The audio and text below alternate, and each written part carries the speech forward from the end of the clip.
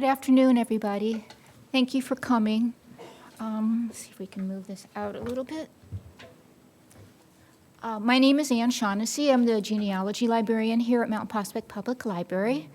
And my colleague, Steve Brown, he is the databases librarian, but he has done a lot of work with Ancestry and the family trees and everything. So we're going to do this together. I will start, just kind of go through some of the basic programs, and Steve will show you some of the specific collections that can be of interest. Okay. Now I'll go sit out for now. Okay. So, welcome. How many people have already been using Ancestry Library Edition? Okay, great. But, you know, it's something that gets updated all the time, and so it's helpful to keep check on it periodically, see what else is new. So the product itself, Ancestry Library Edition, is a partnership between Ancestry.com, which is the commercial version, and ProQuest. It's a database company. And it has been available for, Steve and I were talking, I think we've done this program for over 12 years. So it's been around a long time, and it has been updated continually. It has standard records like marriage, death, court records, land records from the U.S., Canada, Europe, Latin America, and they're frequently getting more and more things from Australia, New Zealand, some from the Philippines, so they're always adding different databases. Most of these, many of them, these records have actual images attached to them, but not everything. A lot of them are still just indexes. But that seems to change as time goes on, and they get permission to add the records. So in addition to the standard genealogy records, it offers photographs, maps, books, so all kinds of things to like supplement your genealogy research. It's one of the most complete genealogical resources available for free in the library. So that's the key with Ancestry Library Edition. It is only available for use in libraries. You cannot access it from home. That is something that because Ancestry.com wants people to pay $500, $600 to access it for a year. Ancestry.com does offer like limited, like 6-month subscriptions and stuff if you want to just kind of get in and see the breadth of it.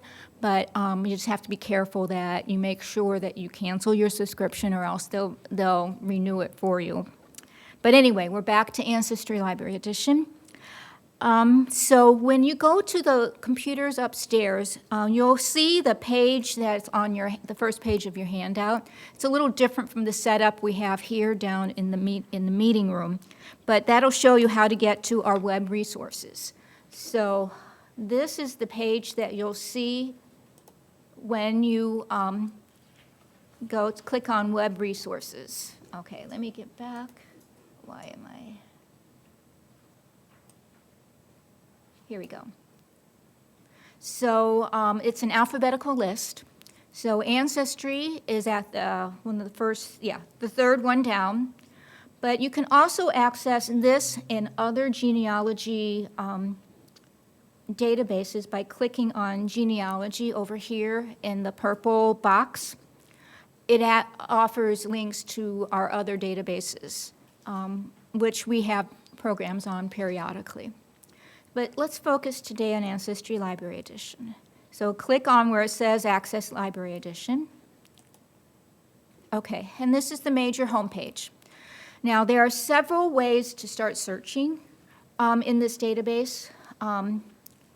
You can put the name and some basic information in the boxes here, or you can go up to Search and click on All Collections, and that'll take you to another search thing.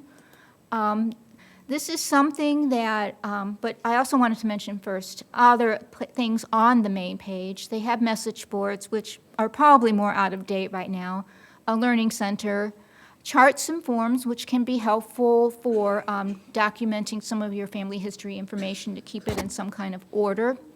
And then New Collections is another name for the card catalog. And that is we'll get more, Steve will describe that more a little later. But it is a list of all the databases that are, collections that are in Ancestry Library Edition. And because Ancestry is more like a collection of individual databases.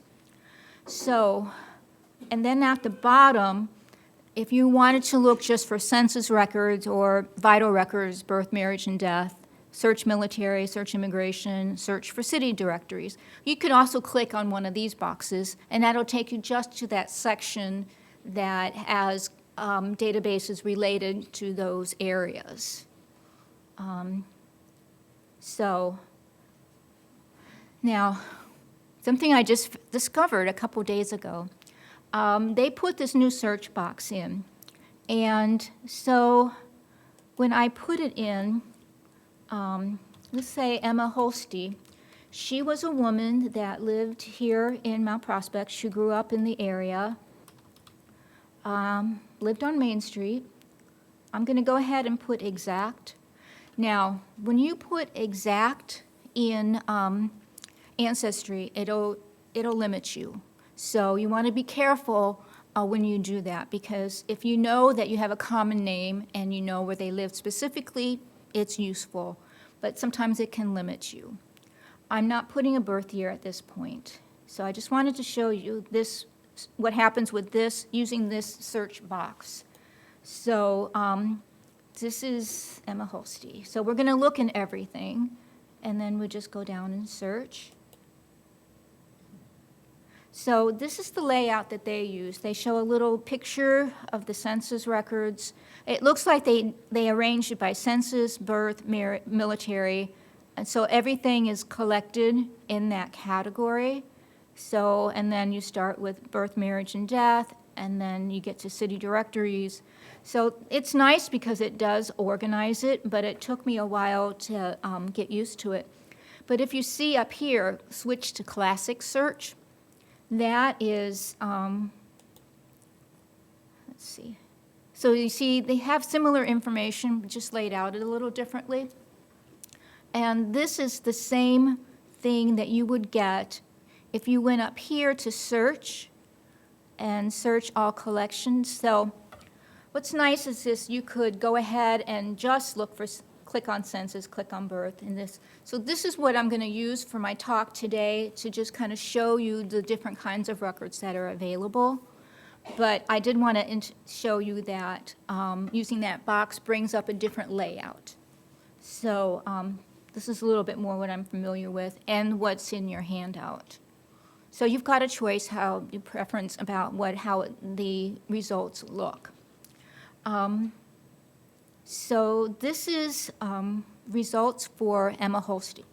Before we go there, I did want to show you, if you just click all collections, this used to be the standard search page for Ancestry.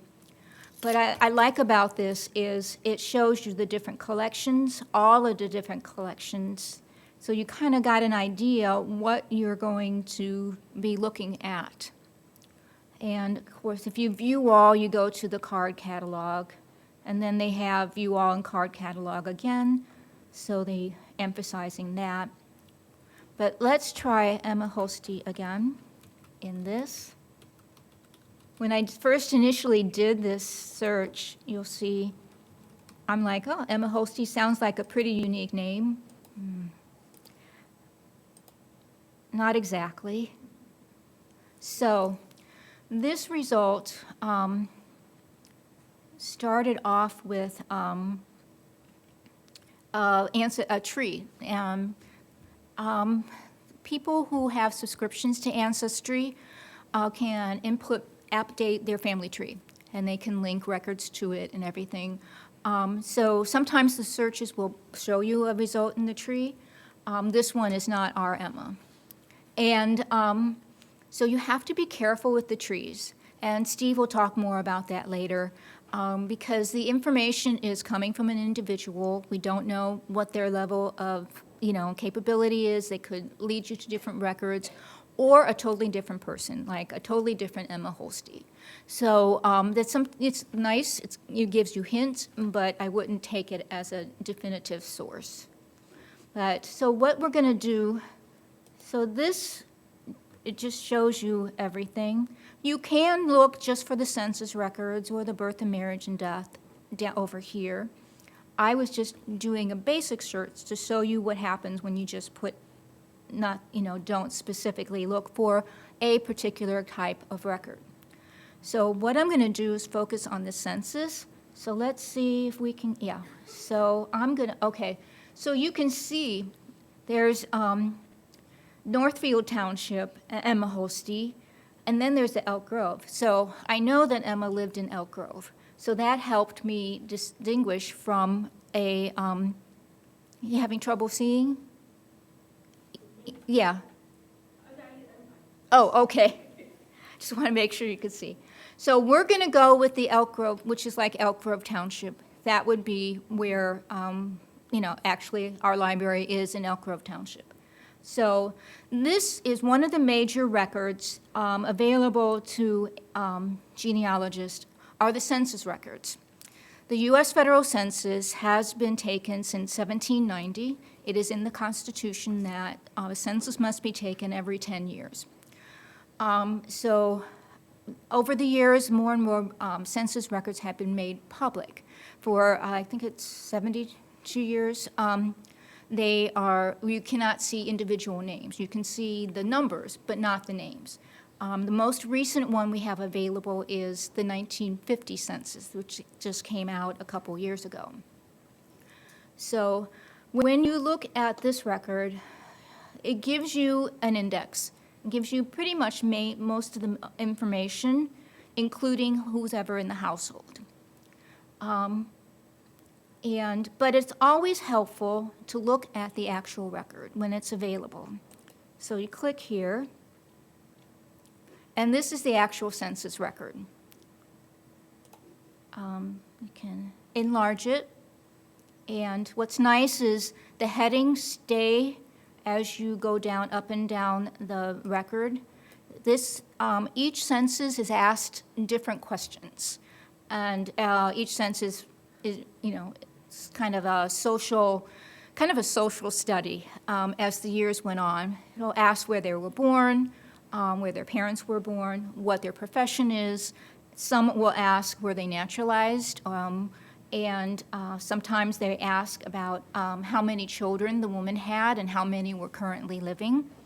So each census is, if you can get each census that fills in your ancestor's lifetime, it can give you a lot of information. Not everything is perfect. People lie, especially about their ages. So like any record, you have to kind of compare it to other records to see if you can figure out the exact truth. But let's go, I think, is it up here? Yes. There's Paul Holste. He's the head of the household, and then his wife. This little X here indicates for the 1940 who gave the information. So Emma herself gave this information. And including here is like how much education they have. And for the 1940, they asked where they lived in 1935 because they were kind of assessing how the flow of people during the Depression. So that's, the current climate determines a lot of the questions that are asked on the census records. So, and they also spent a lot of time on how many hours did they work, because there was still a lot of unemployment. So that's just one census. One thing I want to show you is you can save the record. You can either send the email it to yourself, and it'll be the actual record that you got in email, or you can save it to this computer. In our case, it would mean saving it to a flash drive, because we can't save it to our computers. So, any questions so far? Yeah. I think I remember, I'm not sure what Yes, it was the 1890 census. It was, and that's really hard because that 1890 is after a large, in the beginning of immigration records, and so some were saved, some select. I think even some in Illinois, but not from around here. Yeah, so it was a great loss. So is there an alternative source? City directories are a good source for city directories. Yeah, that which is listing of whoever lives in the town. Here in Mount Prospect, we have phone directories. We didn't have city directories, but those are also very revealing. And you can get those in non-census years. So you can find out, were they still living in this town in, 1895 or, yeah. Zero in where somebody was for some period of time, but I could go to each. Yeah, you could go to each one and see if they appear in that census. But remember, not every community has a directory, so you have to see if it's available. Yeah. Okay, so let me go back. I wanted to show something. Okay. What's really nice about Ancestry is they show suggested records. So that's a big help, especially if you have a more common name, because these are generally very connected to the person you're looking for. They do a good job of analyzing it. And actually, these records are done by AI, so an earlier form of AI, artificial intelligence. So, the computer thing it's not going to always be accurate, but I find it's very helpful. And that way you can avoid having to go through multiple searches. So like here, they even found like in the 1900 census, it shows her maiden name. So we may not have found that any other way. So we're going to leave Emma at this point, and I wanted to, let me see,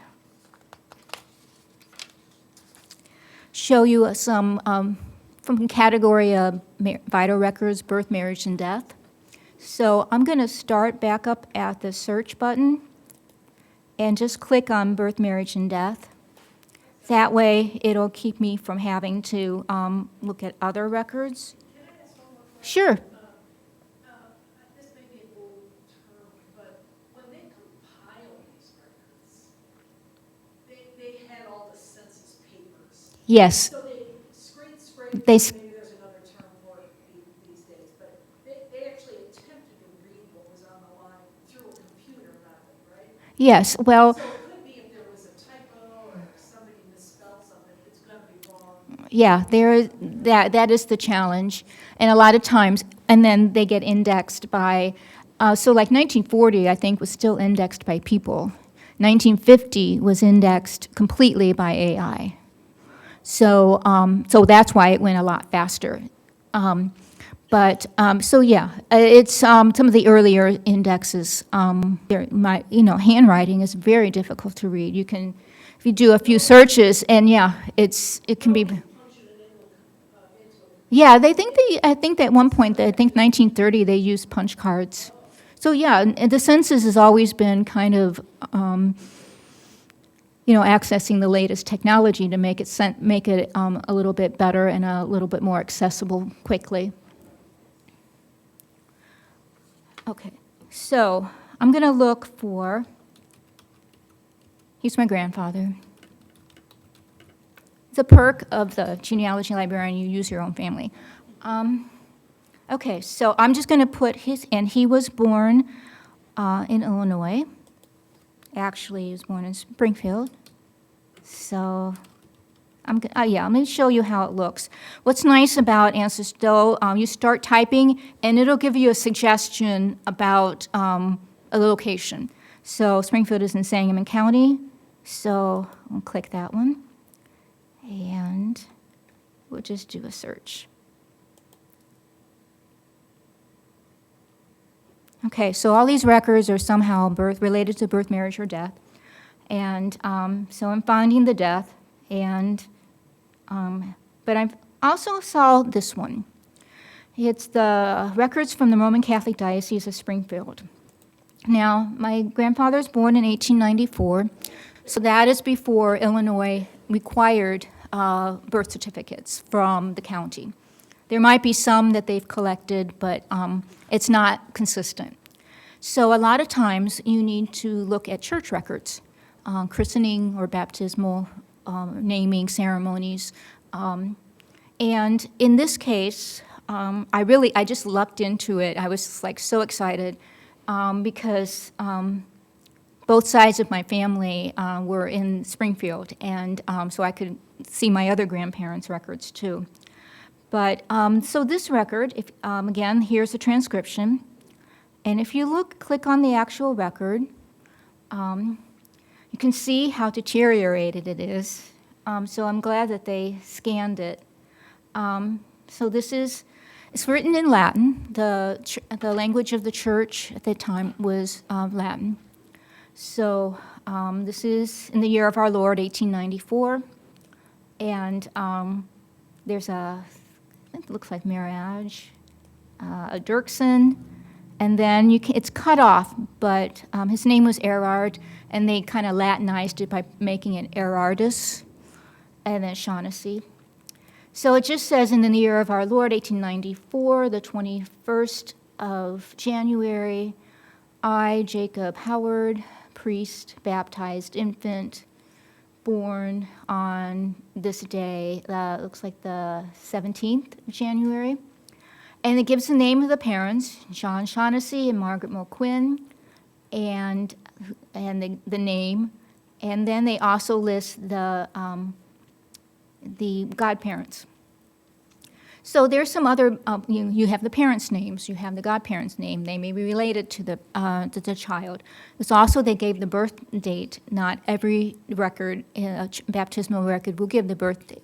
But in the Catholic Church, it was tradition to baptize the child as soon as possible. So it's usually within a few days of birth. So I was just very excited to find this. And because I had contacted the church, but they never got back to me. So this was nice. So that's an example of a birth record. In later years, you may actually have a birth record that was from the county, but it would have been probably after 1916 in most states. It was later, it was formalized in the early 20th century. So. Okay, so there was another woman that lived for a short time in Mount Prospect. Her name was Doris Kirby. Her maiden name was Doris Hubble. She ran a women's clothing store that was pretty prominent and had like high-end clothing. The Historical Society did a program on clothing stores in Mount Prospect a couple years ago, and she was featured. So I was doing some research on her, and so I wanted to look for a marriage record. So we'll go back here and put her married, see if we can find it. Sometimes you'll do, one thing I recommend is if you can save a record, copy the index record, because you may try it another week later and you're not going to find it, no matter what you do, because they add records and so forth. So, grab it when you can. Because sometimes I've done the searches and it's like, I'm not getting the same results. So it's just very strange. So she, let me just see what I did. Let's just do Doris Hubble. What did I? So we'll just see. I'm not going to put anything else in there at this point. So let's see. We'll click on marriage and divorce. And was it Wickham? No, it was Hubble Kirkby. She got, I know there was a record See what I mean?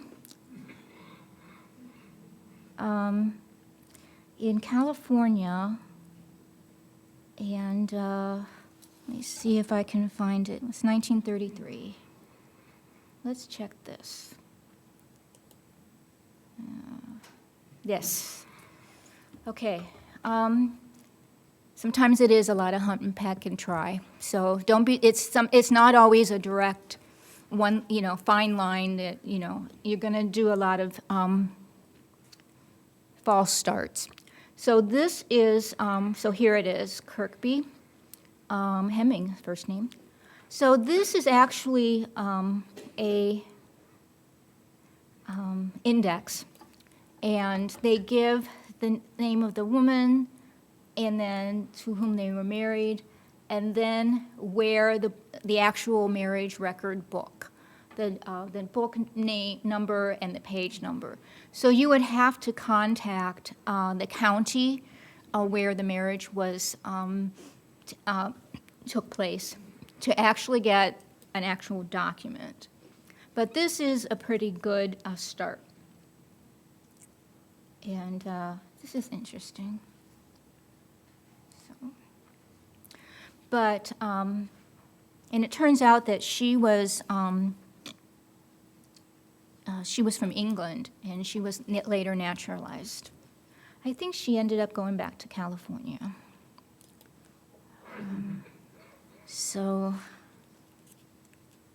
And we're going to go back to Erard to show a death record.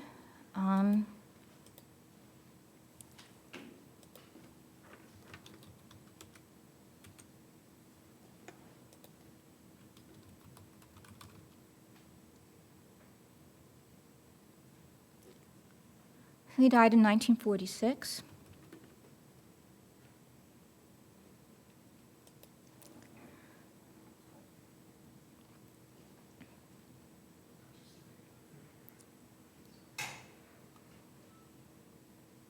And I'm not sure why I'm not coming up with it.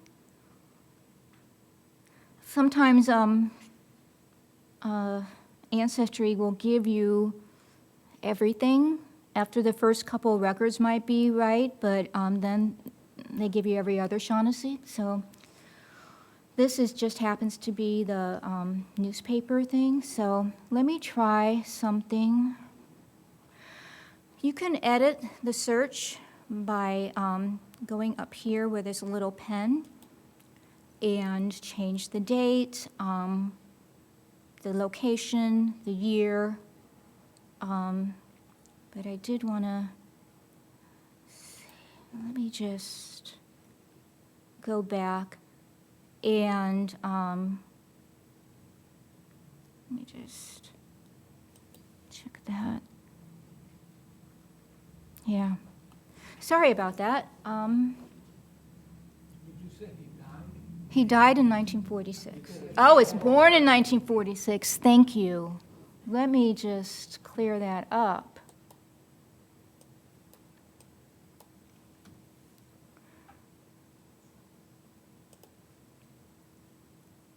There we go, much better. Thank you. So we have find a grave, headstones, and if you look at this, this is just an index. Ancestry doesn't have access to Cook County records. My grandfather died in Cook County. This index is very good. It gives you most of the information that you would find on the death certificate, but it does not have cause of death. That's not included. One thing that you could do, though, down at the very bottom has FHL film number.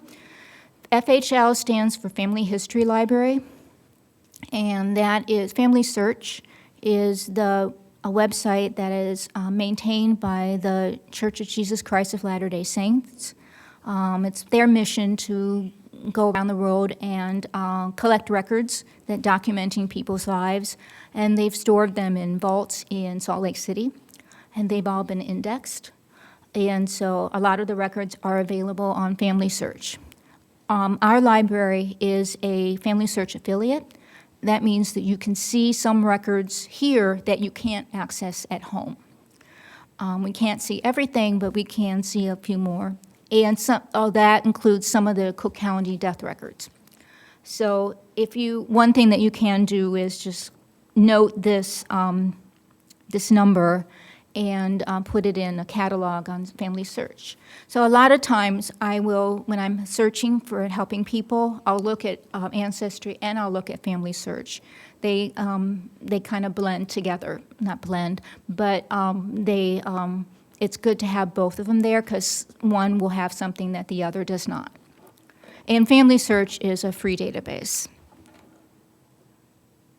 So in this case, there's no record attached to the Ancestry record. Does it have to be in the library on a library computer, or is it accessible on a home computer logging into the library? You can you can get a free login at Family Search. And it's just straightfamilysearch.org. It's not a subscription database. So moving on, we're going to look at immigration and travel. And which is another major, especially if you have immigrants in your family history. There's a lot of record documentation for them. Over here on the side, it'll show you different data collections that are in this area of Family Search, including naturalization records. So I'm going to put, this is my great uncle. And did I put anything else? No. We'll see what comes up. Okay, so Raoul Born was actually born in Algeria, and he came to the United States in the 1920s. His sister was my grandmother. And so he applied for citizenship. And these are links to different parts of the let me just see which, click on this one. So, yeah. This is the Declaration of Intention, which is the first document that that's part of the naturalization process. And it's just a long application. And the index includes a lot of the information. This was done in 1939. But if you look at the actual record, it's really cool. And on this one, they have a photo of my uncle. And I think those photos were just probably started in the 1930s when photography was a little bit easier. But anyway, it gives where he was born, his profession, physical attributes. If he was married, it would list his wife and his children and where they were born, where they're living now, where he was born, and also,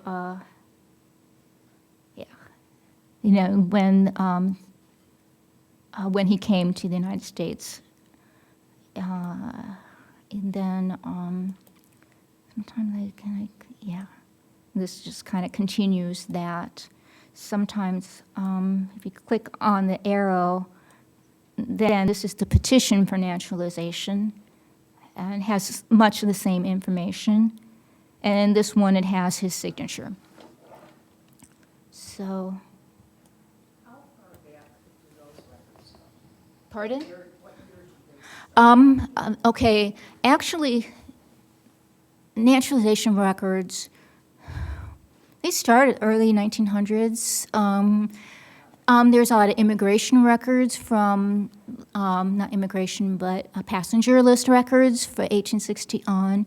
But the ones with the most information are after 1906. That's when they a little bit became more formalized. Naturalizations used to take place in any kind of court. These were now done in district courts, and now they're done in district courts. But it could be, I mean, any kind of court. And sometimes it's just a short, this person is now a citizen. It didn't have a lot of biographical information. It just said they're a citizen. So, So everybody came in the 1800s through Ellis Island, correct? But then they got naturalized and what's the history of where they? the history, people immigrated. There are different rules over time about how somebody became a citizen and what items are available to them. My grandparents, who came from Lithuania, they came in before the World War I, but they didn't get since. My grandfather did get a petition for naturalization, but they didn't formally get naturalization until the 1930s, and a lot of that was kind of spurred by Social Security. So So there's a set of records when they step foot on US soil. those passenger records, And then there's a set of records when they get naturalized. yes, but they may not be in the same place. Yeah. And there were other ports besides the New York one where people entered. I think Boston had it. Right, some have, yeah, when they entered. I don't, yeah, there's some for those, yeah, it can be scattered. But Ancestry does have a good collection of passenger records. And some of those passenger records are very hard to read, so be careful about searching. Okay. And then a final category that I'm going to look at, military records. Ancestry has some good military records. Ancestry is also Fold 3 is another collection that started off separate, and then Ancestry took them on, and they have a lot of military records. What I'm going to look at is, I'm going to look for Paul Holste, who was Emma's husband, and Paul was one of the charter members of the VFW Post 1337 here in Mount Prospect. So he served in World War I. And I'm going to skip the birth part because I seem to get really screwed up there. And I'm just going to go put in Illinois. And let's see what happens. Okay. So one major collection in military records is the draft registration records. Those are very helpful. They give date of birth and place of birth. So if you have that, that's good. So Paul lived long enough to live through World War I and World War II. There's some records about when they died. There's a U.S. Vet Administration keeps a track of veterans' deaths. And what I find, this is kind of cool, is something I saw. It's pretty unique.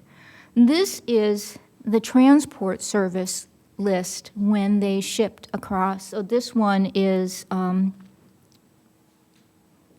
he left France after the war. So, and this is kind of cool because a lot of records for military service for World War I and World War II were damaged in another fire at the St. Louis Personnel Record Center. So something like this is pretty unique. And it just gives a glimpse. It does show their rank and next of kin, and this is where their home is. So let's see where he is. There he is. And he was a corporal, QMC, and his number and what he served at. So this can be a start for documenting your ancestors' military service.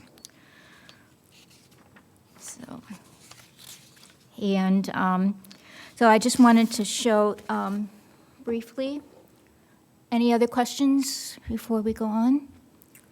And then if we go back.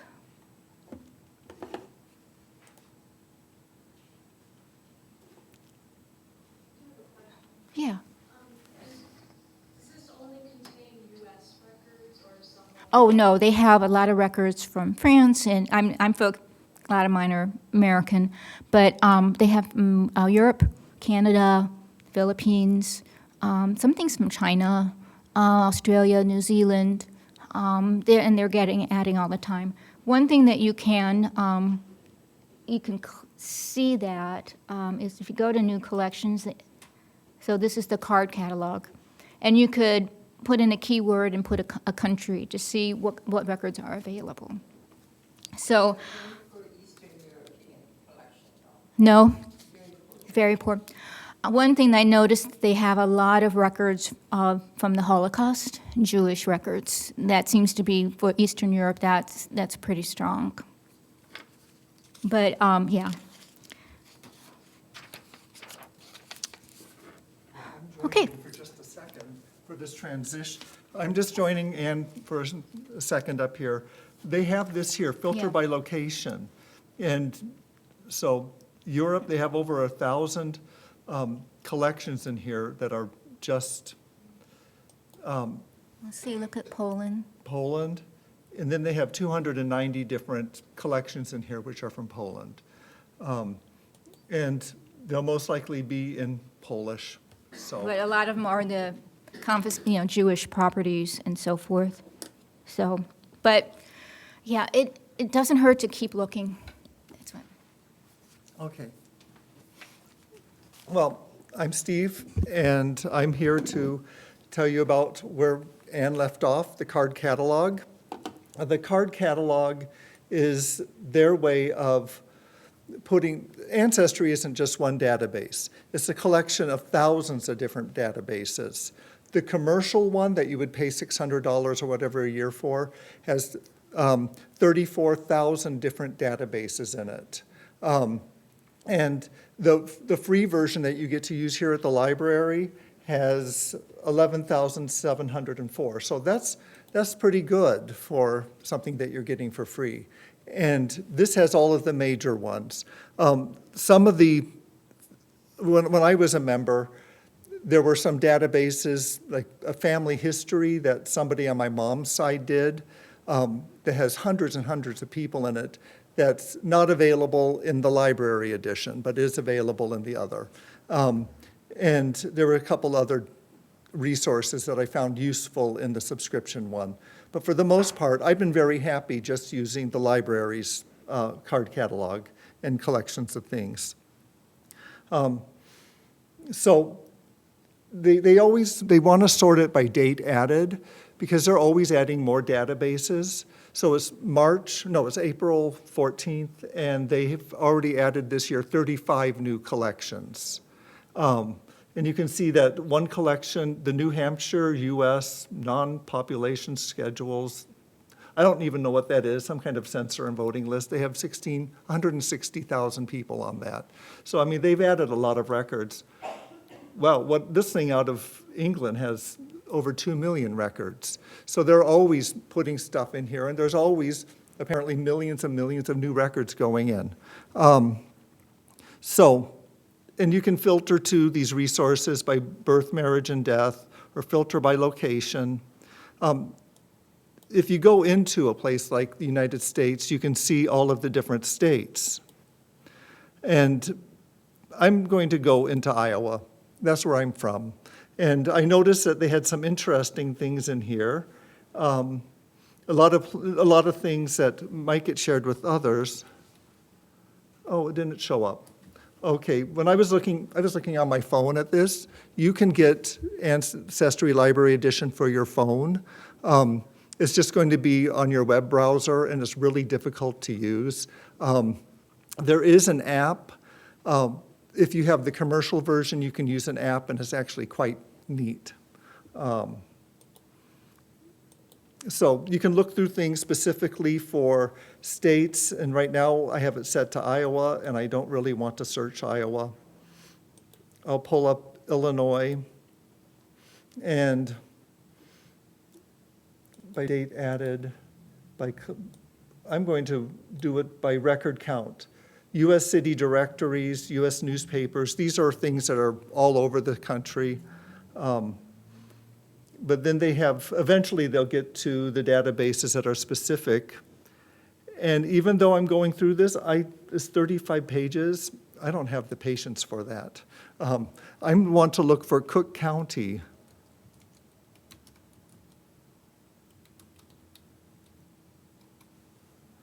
And it has 11 different databases of Cook County records.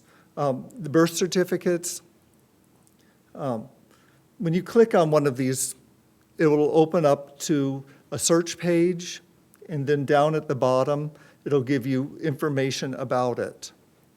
And so Cook County holds on to these certificates, and they don't plaster them up here. You get to just look at the index.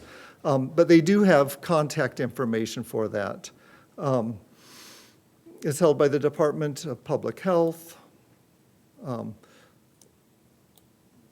Okay, so anyway, you can write to them and ask for them for things. I thought I saw it up here when I was looking at my phone, but now I'm looking at it directly here on the page, and I'm not seeing what I thought I saw. Okay, I'm going to go back to new collections. I'm just going to back out of that. So they show you by the date added of these 11,000 different databases. There are different ways besides using filters that you can sort these. Over here, you can sort it by the collection title, the date updated. Date updated is different than date added because a lot of these databases are getting updated all the time. The most recent one apparently was the Texas U.S. Roman Catholic Archdiocese of San Antonio records. Okay. And then record count. And record count is neat because you can see how big some of these are. The public member trees that people who are on the commercial database, you can create family trees. They have 15 billion records taken out of that. Most of these you'll see are newspapers.com index. And I'll show you those in a minute. And the U.S. city directories I will show you. And I've put in here that the first one I wanted to cover in depth was U.S. school yearbooks. Because these are actually the most fun, I think, that you can have on Ancestry, reminiscing about being in high school. Who doesn't think fondly of that? And they're from 1900 to 2016. They don't have every yearbook. There's only, like, for Prospect Heights, maybe 20. And but for, like, my high school, Urbandale, there's like 50 of them. It just depends on how active the alumni are, giving up their yearbooks and sending them into the yearbook company. And you'll never get it back because they have to cut it all up and scan it. But it will be available to everybody. So if you have extra yearbooks, you might want to donate them so Prospect Heights can get a boost. But I'm just going to do a search in here, U.S. school yearbooks. I'm going to do Miles Brown. That's my dad. And I'm going to say lived in Iowa, USA. Now I'll do a search. My dad was a school teacher, and so they have his pictures in here. So here's a yearbook from this is great. View record. My dad, estimated age 16. That's just because it's from 1990. It can't be 1990. Well, anyway, they said that he was born about the year 1974.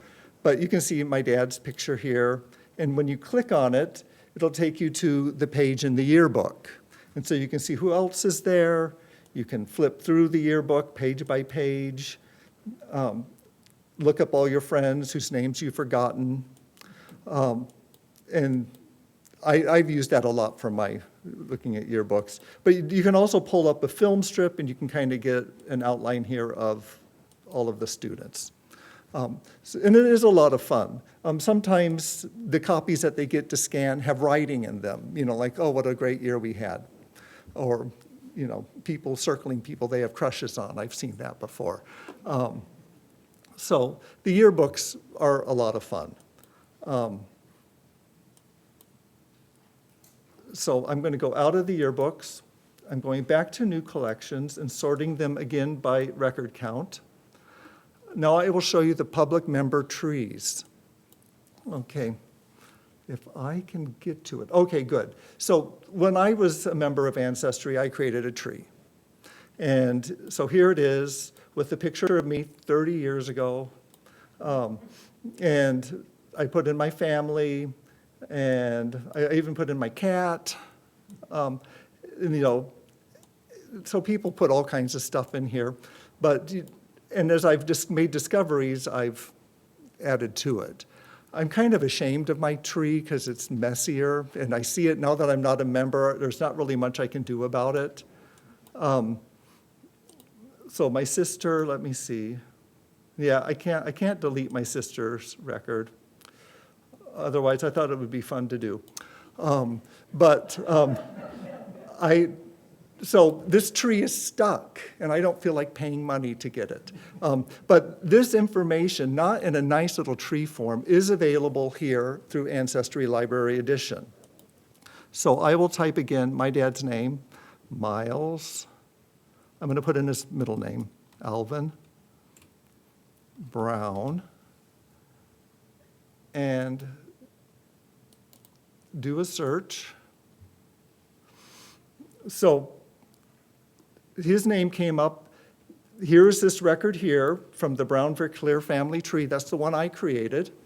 And then he's in three other trees. So if I click on this, I can see how else he is in these. Okay, let's just take a look at my record. The one that I created, the picture that I uploaded of him, I entered all this information. I found articles on newspaper.com. I cut them out and I clipped them on the computer and put them in here. So I think I did a pretty good job documenting a bit of my dad's life. But who are these other people? I have no idea who these other people are who have included my dad in their family tree. But they've included just some information, not any of the fun stuff I found. And if I want to figure out who this person is and I want to look at the family tree that they created, oh my goodness, here it is. When I was doing this earlier, I was not getting it, but obviously I can see their family tree now. It's very big, as far as just including a lot of siblings. And my dad is not going to be in this. And I have looked through different names on the list, because they have a list format. And I don't know who this person is or the other two trees that have done it. In fact, there are times, my grandmother was born January 1st, 1900, something ridiculous like that. And there was another girl born one county over, and they both have the same first and last name. And so occasionally, I'll see that other girl attached to the family tree, you know, with her cutest baby pictures. But it's not my grandmother. So the family trees are always changing, and you can get information. I'm going to back up. So here's this, no picture of him, but you can see documentation. So my looking at these might actually turn out to be some good if they have something that I'm not aware of. This is a link to a U.S. city directory, so I can view that and go right to the city directory and get this information. However, I have seen this. So family trees are fun. They're hard to navigate sometimes on here. And even though I was able to see the family tree with it, like the funnel, I don't always find that on some people. Apparently, there are other levels of locking down trees that some people have. So now I will return to new collections and sort by record count. And what I want to show you are the city directories. And there's a couple different versions of city directories I have in here. But I'm going to take the one that has the most. It has 1,300,000 385 million records. The U.S. city directories, 1822 to 1995. And but city directories are neat. They have addresses in there. Sometimes they have the name of the spouse. Sometimes they'll list names of children. Sometimes they'll add the occupation that the person has that you're looking up. I mean, much different than the phone books I grew up with. And I'm going to look up my grandpa. Walter W. Brown is spelled without an E. My last name is spelled with an E. So Walter Watson Brown, oh, too many people. I have to go back. I have to put in, lived in South Dakota. Oops. I want to do it exactly that. So my grandfather, my dad's family suffered a lot during the 20s, even before the Depression. And my grandfather embezzled, and so in Minnesota when he had a government job. And he fled to South Dakota, just next door, but apparently that was far enough back in the 20s. And it's interesting to look through this. I have to, at Brown. Have I gone to the wrong page? Okay. Walter W. Ida, salesman, and it has an address. Each one of these has a different address. They were moving all over in the 20s in South Dakota, so they were on pretty hard times, but anyway. So U.S. city directories are neat. This goes all the way to 1995. Surely you'll find yourself, if you need to locate old addresses that you've had, this is the place to go. And so city directories are neat because they can put people in a certain place. And I usually do, when I'm looking at this, I have Google Maps open, and I'm typing in the addresses to see what it looks like. And something else I found out from U.S. directories is that my mom's mom and dad lived in California, in L.A. for a couple of years. So it's been kind of fun discovering that. And I don't know why she never would have told me, but she admitted it when I asked her. So I'm going to go back to new collections, go back to record count.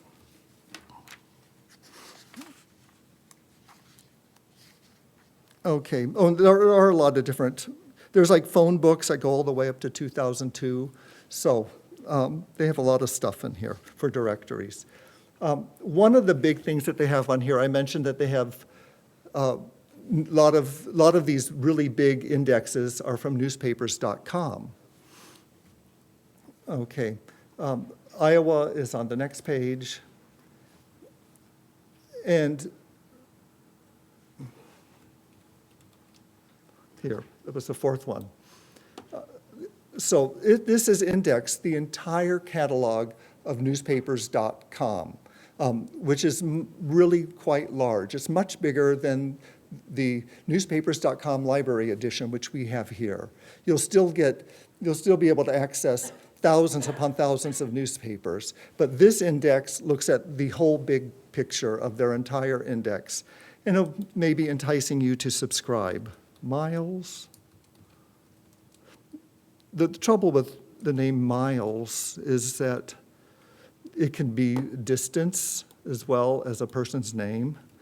But I like this index because it doesn't find the miles for distance, it just finds the name. So there's 146 records for Miles Brown, and my dad was also a politician and the head of the Iowa Education Association for a few years. So, and he was a negotiator and all that. So all these records are about him. But like the Des Moines Register, it says here, I can find this article, Des Moines Register, 22 April 1970. Last I looked, the Des Moines Register is not part of the, newspapers.com Library Edition. So I'd have to find another way to get that article, but at least I would have a detail of the record. So the newspapers are helpful, and if you've ever used it, we have newspapers.com, and I can type in Miles Brown, unauthorized access. I must have been out of it for too long. So newspapers.com, this is also from Ancestry. It, as I said, it has thousands of papers, but, so this one actually did find Miles Brown. Oh, I put it in quotation marks. In a lot of these searches, if you put like a name in quotation mark, it'll hold them together. Whereas if you don't, it might just look for the name Brown and stick it with the miles. Like there, 6 miles. So, but the newspaper edition is a good resource. And before I go out, Ann mentioned another database. Family Search. Family Search is a neat site, and you can create, it's free, and you can create a family tree on that instead of paying $600, and it's free. You just have to make an account, and I did. And while I didn't go back to it for a while, after I did, somebody had done a lot of research and added to it. So I expect it's their researchers doing that, but it was mostly accurate. I did notice one error, and I wrote to them about it, and then I never followed up on getting it fixed. It was not the grandmother issue. So, and then I will show you one more thing. Whenever you see in our descriptions, view tutorials, that is from a company called Niche Academy, and they put video tutorials up, and so it's kind of full screen, good. It's a video where they take you through it, but they also give you the transcript and give you the instructions on how to do different aspects. Getting started, search basics, searching the card catalog, which I was just showing you, how to search the family trees. So they have a lot of different things in the tutorial. We don't have tutorials for every one of our databases, but we do for at least Ancestry. Oh, now I've just taken us to a page that has all the tutorials. So, but one thing leads to another. Okay. And I believe that is the end of it. So, anybody have questions? What if you have ancestors that were in Chicago before the fire? I don't know. Anne? Is it easy to find people who lived in Chicago before the fire? It isn't? Oh. Yeah, I'm not sure what the records are. You could check on Family Search to see, and searching this the census, 1870 census, might see if they're there. And their names would be listed. Not everybody in the household would be listed. But I think we do have some books on searching Chicago area, and they would have some help on searching the pre-fire people. We could take you up to the genealogy collection. So we do have a genealogy collection upstairs. It's way over in the east, the northeast corner now. You're more than welcome to come and go look. I also have some cards here if you wanted to set up an appointment just to kind of talk about your research and get some ideas about where to go next. Just let me know. And we also have a genealogy chat program. It's just, a few times a year we get together and just talk about our research and see if we can come up with some help to issues that people are having. And that is January 8th, I think, and it's in meeting room B. It's in the library's newsletter, and you can always call to register or just drop in. Okay? Yeah, The Cook County records, yeah. there'll be birth records, death records, marriage records, but we won't be able to see the actual original forms, right? It depends. On Family Search, you might be able to, but a lot of times you do have to just go to Cook County and request the records.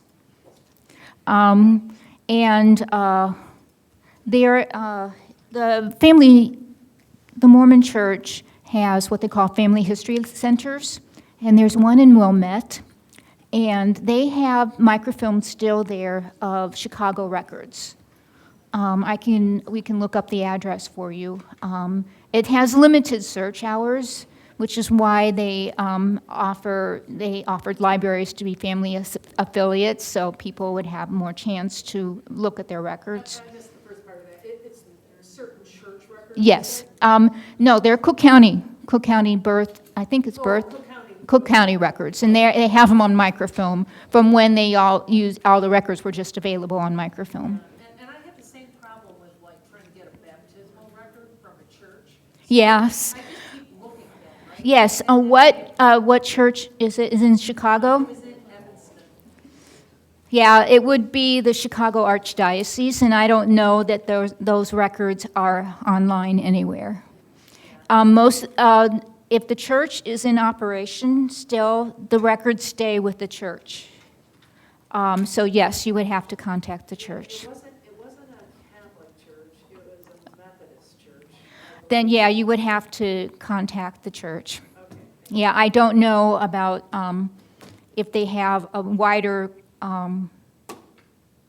level of Methodist church. Yeah, that's an umbrella. Yeah, no, right, yeah, I don't know if it's not as hierarchical. So, yeah, it was still, and remember, when you call the churches, when you call different places that have stored the records, just be aware that their business is not to help you with your genealogy. That's not what they're there for. So if they don't seem very nice, that's why. But if you do send a letter, and it was old practice in the old days of doing genealogy when you had to write to everybody, send a self-addressed stamped envelope, send a donation if it's a library. Like Steve's Des Moines Register, we don't have access to it. You could call the library, email the library, and see if they will give it to you. If you got the exact citation, they should be able to look it up. But remember, each library has its own guidelines on what they will do. And sometimes they can charge a large fee. So even places like the Chicago History Center and the Newberry, it's the same way. So, since you had mentioned Methodist, I just did a search in the card catalog for Methodist, and they have the Illinois Select United Methodist Church records from 1824 to 2000. 2009. Yeah. Cool. So Ancestry. Yeah, you can go upstairs and... Through whatever you think of. Yeah, so the card catalog is really good to search if you just think of any word on a whim and put it in, and see what they might have. It's hard to understand back in like the second, query there, the second line, 1877. You don't even know No, what the it's... structure of the church was in 1877. You can get a beat on like what to look for sometimes, right? Well, most of it's just, it doesn't hurt to try the name. Yeah. Okay, that's all I have. Okay, anybody want my card? Oh, yes. Was the reference to Northern Ireland living under UK or under Ireland? Which one? Northern Ireland? It's probably UK. Both places, but it's probably UK. Not sure. Yeah, Ireland. We do have a library book.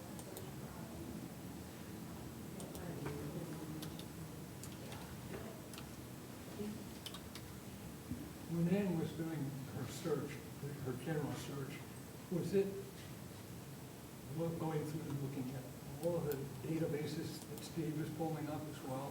Yes. Have you- The have you general done- search will search everything. Yeah, the card catalog is just a way to kind of narrow your search. And So you're not looking at everybody, you know. so I looked up, I went to the United Kingdom in the card catalog, and that's where they do have Northern Ireland. So, Yeah. Do you happen to know on the paid version of Ancestry, if you want to transfer your entire family tree, if you have to do it record by record by record? Because I don't want to keep paying for it. Right, you want to I don't want to lose What it you all. can do, there are some database programs, like Roots Magic. What's it called? Roots Magic. Okay. That's one that you can upload, download.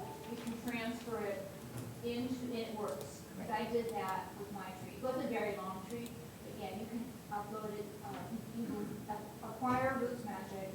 And then is it, you go to Roots Magic and download it from Ancestry or Yeah. Ancestry to Roots Magic? I've not done it yet, so. Yeah. But you don't lose everything. No, no. When you Yeah. drop your subscription, there are things that you can't see that you may have saved, but your tree is still there. So don't- you so have your don't login, panic. so you can log in and see your tree. But you can't add anything to it, you can't see the records. Yeah, so you're right, we don't. It gets, yeah, you don't lose the tree itself, but things will get fuzzy and you can't see dates and, Yeah. but it's still there. I mean, I will drop my subscription for a couple days and wait till they have like a Black Friday promotion. And then, so I'm not paying $600, but I'm paying Yeah. because of what I do. But, and I've got the Pro Tools too, which is super cool. So what? The Pro Tools, like if you ever do a Oh, I program heard on the about Pro those, Tools. yeah. What was the name for downloading to transfer? Roots Magic. Roots Magic. Roots Magic and Family Tree Maker, I think are the two main ones. One of them, like I can't use because I have a Mac, I can't remember which one it is.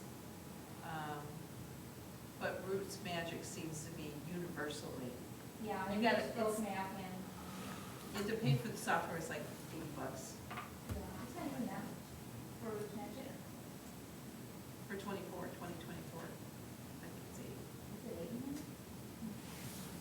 There's like different ones, like if you got it back in 2012 Yeah. and you want to upgrade it, then it's not as much, but if you're a new user and you say click, it's like $80, which is, not bad. Because then you avoid some of those problems of like on Family Search where everybody else is putting in their stuff and they Yeah. think they're smart and they've This got the right tree person. is, This is on well- your computer and nobody can mess with it unless you invite them, so. Thank you. Excuse me. Oh. You got it.